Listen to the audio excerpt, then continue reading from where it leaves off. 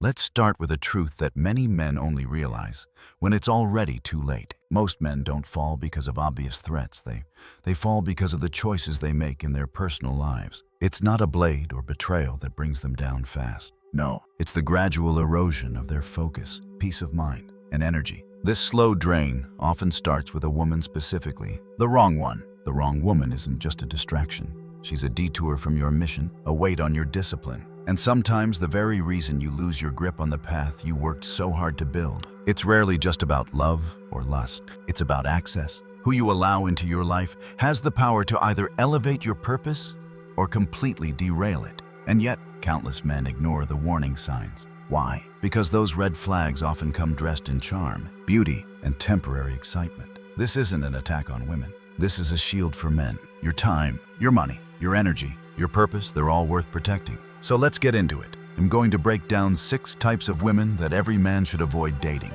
Not because they're evil, but because their patterns are destructive.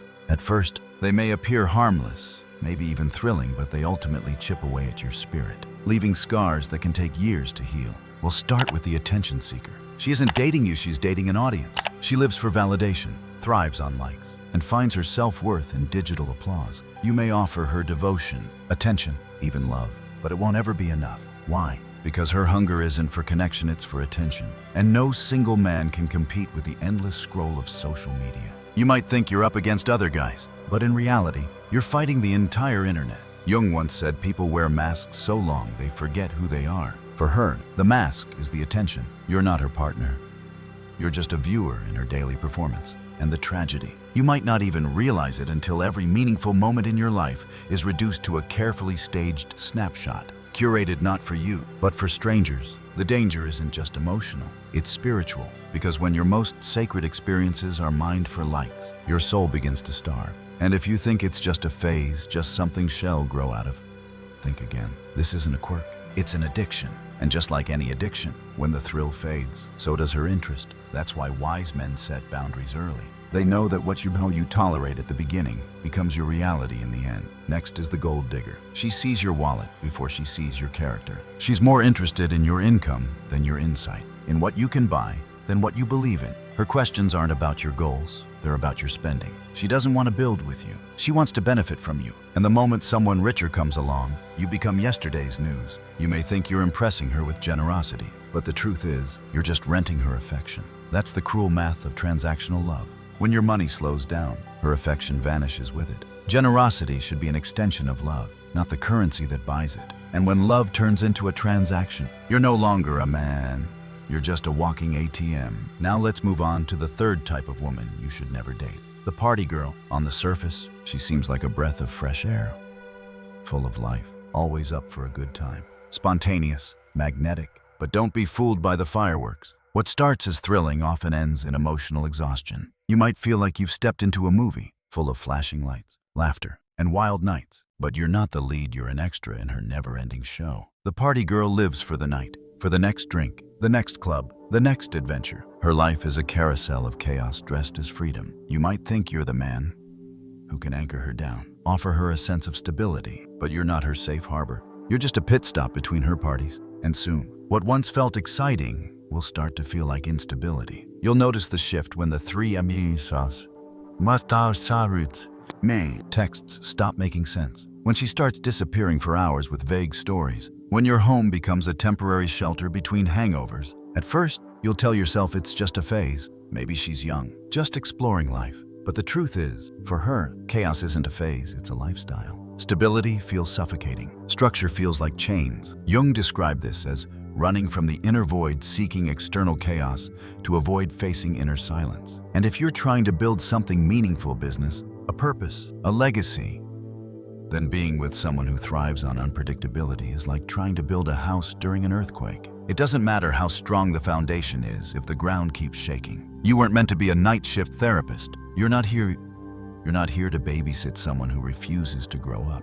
You're here to build. And the more you try to save her, the more you'll find yourself trapped in emotional quicksand. Because when you try to tame chaos, it doesn't settle, it resents you. And that resentment turns to resistance. Suddenly, you're the controlling one, the boring one, the one who's killing the vibe. But chaos doesn't always scream. Sometimes it whispers. It dresses in confidence, poise, and charm. And that brings us to the next dangerous pattern. Arguably one of the most damaging, the narcissist. The narcissist doesn't look dangerous at first. In fact, she might seem like the ideal woman, beautiful, successful, articulate, confident, but over time, you'll realize that her world revolves around one thing: herself. Your feelings become background noise. Your dreams are optional. Your pain is inconvenient. You are not her partner.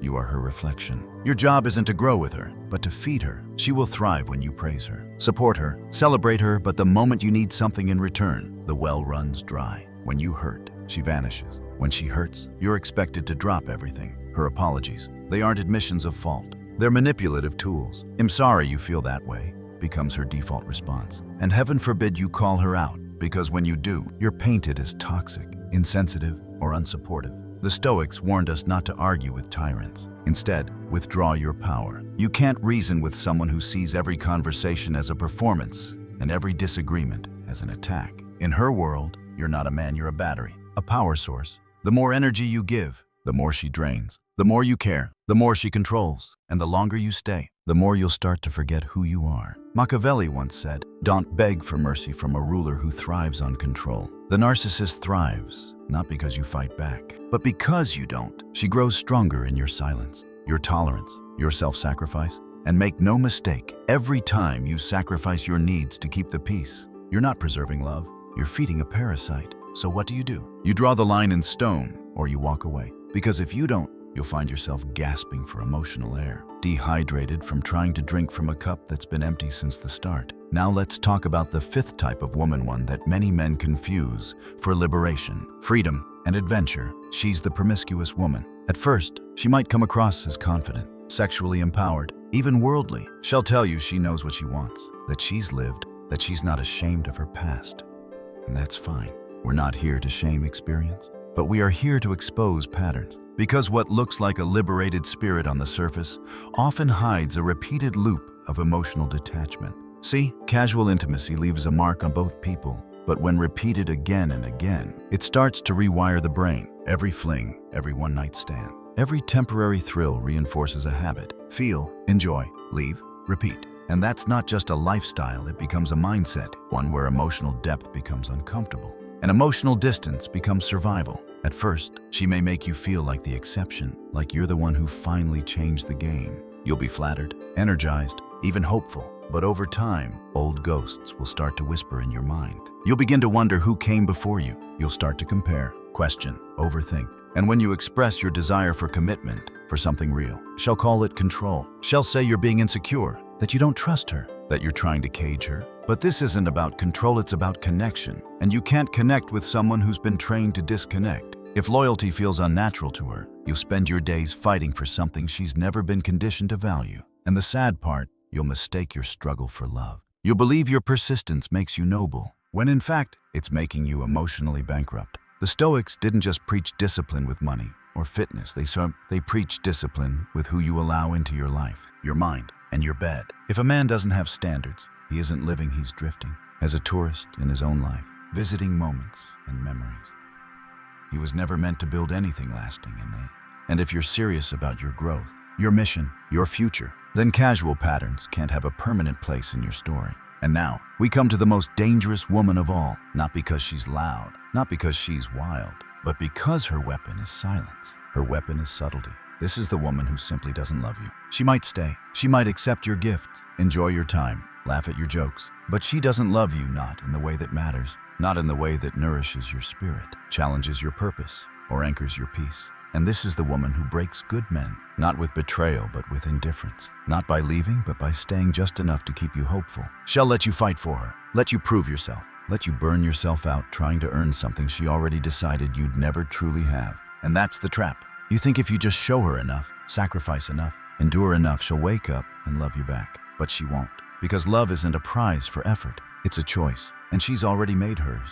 The longer you stay, the more you bleed, slowly, quietly. Dignity slips away, joy gets buried, focus disappears. You forget why you started, you forget what you stood for. And in the end, you're not just heartbroken, you're hollow. Carl Jung said, "Until you make the unconscious conscious, it will direct your life, and you will call it fate." And that's exactly what happens here. You'll call it destiny. You'll say she was the one that got away. But no, was the lesson you refused to learn, the reality you refused to accept, and the cost, your future, your mission, your peace. You cannot fix someone who does not love you. You cannot build with someone who's only here for comfort. You cannot rise while clinging to what pulls you down. And the longer you delay that truth, the longer you delay your own healing. It's time to confront the harshest truth of all. The right woman doesn't need convincing. She chooses you, naturally, without pressure, without manipulation, without you having to bleed yourself dry trying to deserve her. When love is real, it doesn't feel like war. It feels like home. So, if you find yourself constantly proving your worth, constantly hoping for a shift in her heart,